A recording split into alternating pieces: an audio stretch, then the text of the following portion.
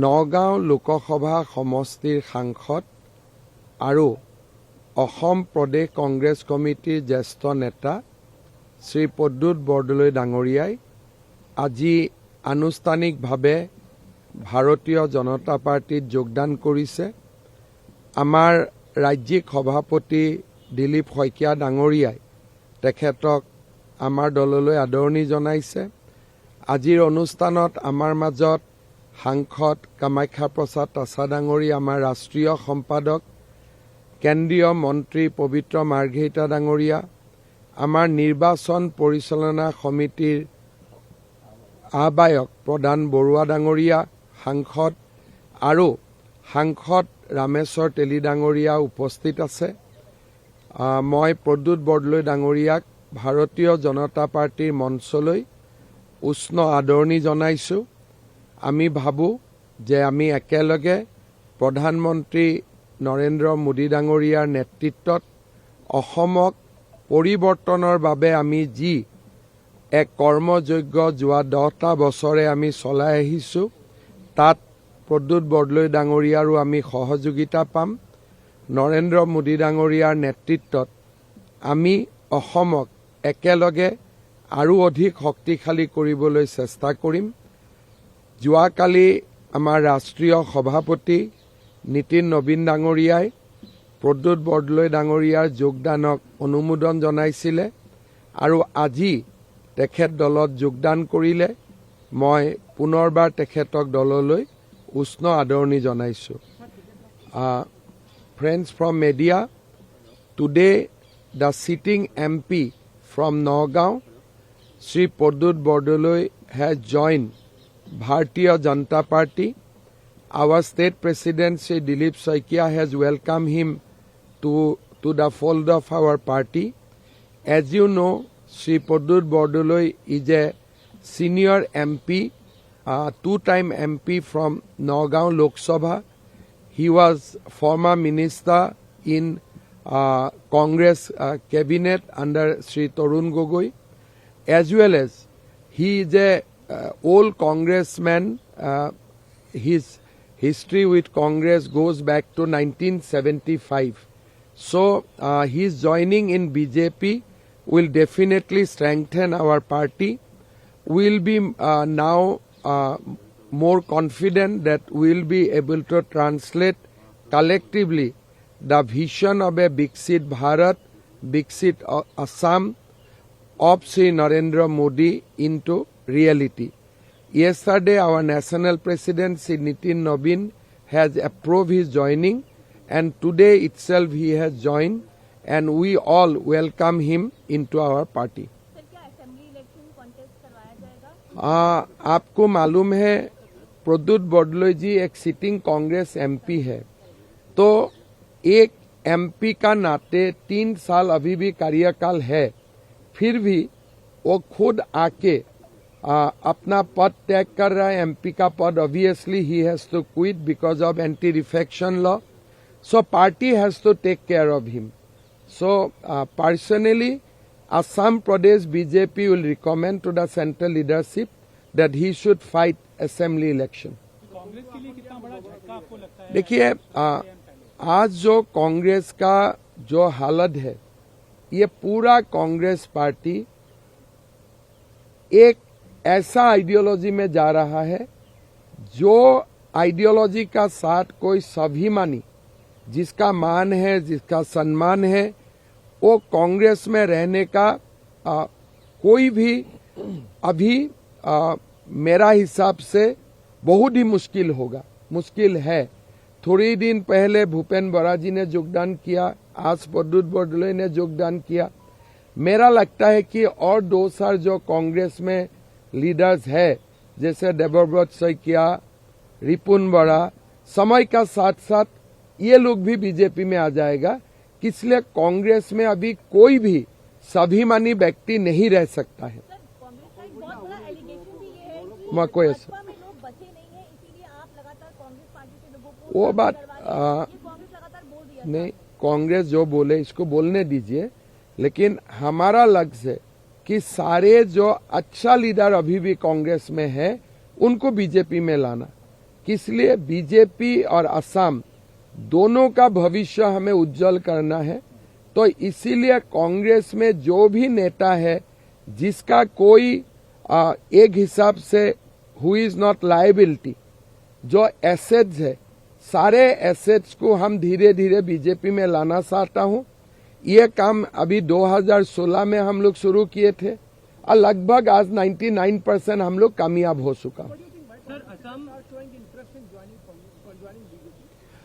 I think he will narrate his own story, but my one-line answer will be: no self-respected individual can today stay in Congress party, particularly in Assam. Sir Assam Congress vice president ने भी resign I think one section of people cannot come to BJP. Although if I today open the gates of BJP, lot of Muslim leaders will also join. They are also feeling suffocated. But they cannot join BJP right away because of ideological issue. But all other leaders, Hindu, Christian, whoever it is there in BJP, all self-respected people will come to BJP. I am sure about that. So along with Pradeep ji, Assam Congress Vice President also resigned. I think there are a lot of people, Vice President Navajyoti Talukdar, and there are lots of people who will join in Guwahati because today it is important that Mr. Bordoloi joined today because we are going to clear our party list for candidature today evening. So it is important that he join today itself, but other people will join in next 2 to 3 days in Assam itself. The politics that the Congress party is playing is leveled allegations on Imran Masood. I think I don't want to comment on individual because who is Imran Masood, who is not, it will take time for me to Google and find out. But in the context of Assam, not only Mr. Pradyut Bordoloi or Bhupen Bora, lot of people have joined in last 3-4 years. Whoever has self-respect, they are coming to our fold. Sir, will Mr. Pradyut Bordoloi will get a minister? देखिए, पहले भगवान का साथ कोई competition नहीं करना चाहिए। सरकार आने भगवान आशीर्वाद दे। अगर मैं आज बोलूं मेरा सरकार आएगा, मैं सीएम बनूं, प्रद्युत बड़ोलई जी मंत्री बनेगा, that means I am challenging the authority of Lord. So I am not like that person. So हमारा असम में बोलता है कि अहंकार ही विनाश लाते हैं। तो let the government be formed first with the blessings of Lord Krishna. Thereafter we'll think. Is the central leadership of Amit Shah meeting? I think he is a MP. Today also he can meet Mr. Amit Shah ji at any point of time. But nothing is happening without the blessings of Prime Minister, Home Minister and National President. So, আপোনালোকে এটা কথা জানে, MLA-তকৈ MP বহুত সন্মানপূৰ্বক, কাৰণ এজন MLA এটা সমষ্টি চাই, এজন MP-য়ে 10টা সমষ্টি চাই। প্ৰদ্যুৎ বৰদলৈয়ে আমাৰ দলত কিবা এটা পাব অহা নাই, তেওঁ কিবা এটা ত্যাগ কৰি আহিছে, কাৰণ তেওঁ আজি নগাঁও লোকসভাৰ এজন সিটিং MP আৰু 3.5 বছৰ তেওঁৰ কাৰ্যকাল আছে, অলপ বেছিয়ে আছে। গতিকে তেওঁ কিবা এটা ত্যাগ কৰি আজি ভাৰতীয় জনতা পাৰ্টিত যোগদান কৰিছে। ভাৰতীয় জনতা পাৰ্টিয়ে সদায় ব্যক্তিত্ব আৰু ব্যক্তিৰ ত্যাগক সন্মান কৰে। সেইকাৰণে মই ভাবোঁ যে প্ৰদ্যুৎ বৰদলৈ ডাঙৰীয়াক বিজেপিৰ সকলো কাৰ্যকৰ্তাই সহযোগিতা কৰি কোনো এটা সমষ্টিত প্ৰাৰ্থিত্ব পালে তেখেতক বিজয়ী কৰোৱাৰ দায়িত্ব বহন কৰিব লাগে। কাৰণ মই বাৰে বাৰে কৈছোঁ, তেওঁ বিজেপিত একো ল'ব অহা নাই, তেওঁ কিবা এটা ত্যাগ কৰি বিজেপিত আহিছে। আমি যেতিয়া বিজেপিত আহিছিলোঁ আমি একো ত্যাগ কৰি অহা নাছিলোঁ, কাৰণ তেতিয়া MLA-শ্বিপ মোৰ 2 মাহ আছিলে বা 3 মাহ আছিলে। আমি বিজেপিত ত্যাগ কৰি অহা নাছিলোঁ। প্ৰদ্যুৎ বৰদলৈ আমাৰ ইতিহাসত প্ৰথম যোনে কংগ্ৰেছৰ পৰা জইন কৰিব, কিবা এটা ত্যাগ কৰি আহিছে। 3.5 বছৰৰ তেওঁৰ এটা লোকসভাত টেনিউৰ আছে আৰু নগাঁৱত তেওঁ অহাবাৰো জিকিব পাৰিলেহেঁতেন, কাৰণ নগাঁৱত আমি কেতিয়াও নিজিকো। গতিকে তেওঁ ৰাজনৈতিক জীৱনৰ এটা ডাঙৰ ত্যাগ কৰি ভাৰতীয় জনতা পাৰ্টিত আহিছে। কোনোবাই যদি ভাবে তেওঁ কিবা ল'ব আহিছে ভুল কথা আমি হয়তো ল'ব আহিছিলো কিন্তু প্ৰদ্যুৎ বৰদলৈ ডাঙৰীয়াই কিবা এটা এৰি আহিছে গতিকে আমাৰ কাৰ্যকৰ্তাসকলৰ এইটো দায়িত্ব যে আমি প্ৰদ্যুৎ বৰদলৈ ডাঙৰীয়াক দলৰ মজিয়ালৈ আদৰণি জনাম আৰু যদি আমাৰ ৰাষ্ট্ৰীয় নেতৃত্বই তেওঁক বিধানসভাত সিট দিয়ে তেতিয়াহ'লে তেওঁক সকলোৱে আমি একেলগে লগ হৈ জিকাব লাগিব I do not want to comment on any person because we want to contest election on a positive note and we don't want to talk about individual. We want to talk about the development we have done for the state of Assam. We want to focus what we have done to secure the identity of Assamese people. We don't want to focus on an individual.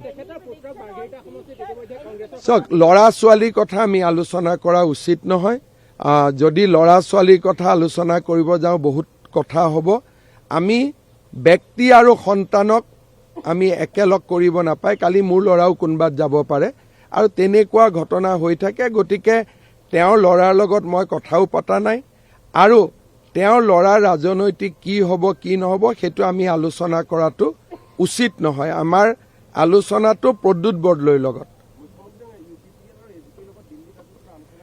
UPPLে 15টা সিটতে তেওঁলোকে contest কৰিব আৰু তেওঁলোকৰ প্ৰতি আমাৰ শুভেচ্ছা থাকিব কিন্তু আমাৰ এলায়েন্স BPFৰ লগত BPF আৰু আমি জইণ্টলি কেম্পেইন কৰিম আমি জইণ্টলি ইলেকশ্যন খেলিম AGPৰ লগত 26টা সিট হৈ গৈছে আৰু মই ভাবো যে আজি পাৰ্লিয়ামেণ্টাৰী বৰ্ডৰ মিটিঙৰ পিছত আমি সিট কেইটাৰ নাম ঘোষণাও কৰিব পাৰিম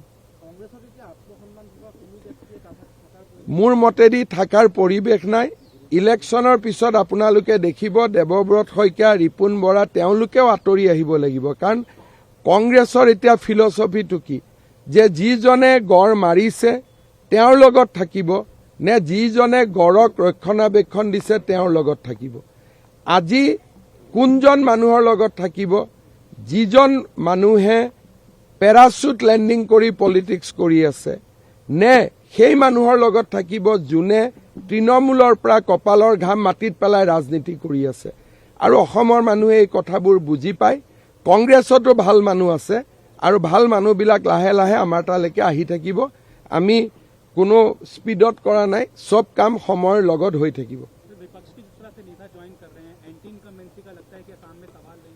नहीं देखिए जनता का आशीर्वाद बीजेपी का साथ है और हमें जो भी आ रहा है ऐसा नहीं है कि सब लोगों को टिकट भी मिल रहा है 2 व्यक्ति को ही हम टिकट देने जा रहा हूं जो नया लोग आया है और बाकी हजारों लोग हमारा पार्टी में ज्वाइन कर रहा है कार्यकर्ता का नाते वो लोग काम करेंगे ना वो भगवान का काम है ये भगवान का काम है मेरा काम नहीं है सर अगर ज्वाइनिंग रेट की बात की जाए पूरे देश भर में सबसे ज्यादा ज्वाइनिंग रेट असम में है बीजेपी सबसे ज्यादा लोग ज्वाइन कर रहे हैं देखिए असम में हमारे सब प्रदेश अच्छा काम कर रहा है और सब प्रदेश का अलग अलग हिस्ट्री है लेकिन असम थोड़ा ऐसा ही स्टेट है कि यहाँ में हमें एक बहुत बड़ा अस्तित्व का लड़ाई लड़ना है after the census our fight to secure Assamese people will intensify.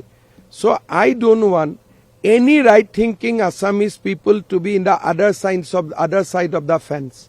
So that is why this outreach we are deliberately doing under the guidance of our Home Minister Sri Amit Shah.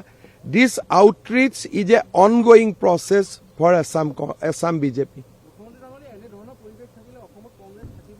চক মইতো কংগ্ৰেছ নাথাকে বুলি কোৱাৰ মানুহ নহয় মইতো কম মই শুভেচ্ছা দিম আৰু মইতো বিচাৰো যে কংগ্ৰেছৰ ভিতৰতো এনেকুৱা এটা পৰিৱেশ হওক য'ত স্বাভিমান থাকে মানুহ নিজৰ ভৰিত এটা আত্মসন্মান লৈ থিয় হৈ থাকিব পাৰে গতিকে কংগ্ৰেছটো আমি নিখেষ হৈ যোৱাটো নিবিচাৰো কিন্তু কংগ্ৰেছটো এনেকুৱা হ'ব নালাগে যে য'ত নেকি অকল অসম বিৰোধী মানুহৰে এটা আড্ডা বনি যাওক তেনেকুৱা হ'ব নালাগে